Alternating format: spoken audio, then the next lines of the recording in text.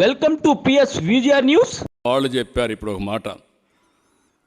ముఖ్యమంత్రి ఒక సభలో మాట్లాడుతూ చొక్కా చేతులు మడత పెట్టే సమయం వచ్చింది. చొక్కా చేతులు మడత పెడతాడంట. నువ్వు మీ వైసీపీ కార్యకర్తలు చొక్కాలు మడత పెడితే మా టీడీపీ కార్యకర్తలు, జన సైనికులు, ప్రజలు కుర్చీలు మడత పెడతారు.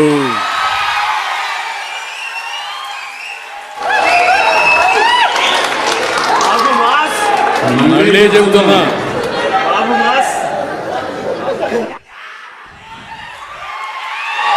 సీఎం ఈరోజు సభలో మాట్లాడుతూ చొక్కా చేతులు మడత పెట్టే సమయం వచ్చింది. నువ్వు మీ వైసీపీ కార్యకర్తలు చొక్కాలు మడత పెడితే మా టీడీపీ కార్యకర్తలు, జన సైనికులు, ప్రజలు కుర్చీలు మడత పెడతారు.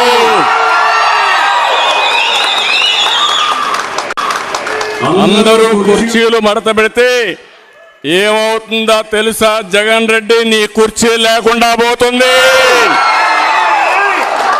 ముఖ్యమంత్రి హోదాలో ఉన్నావు. ఎన్నికలంటే ద్వంద్వ యుద్ధం.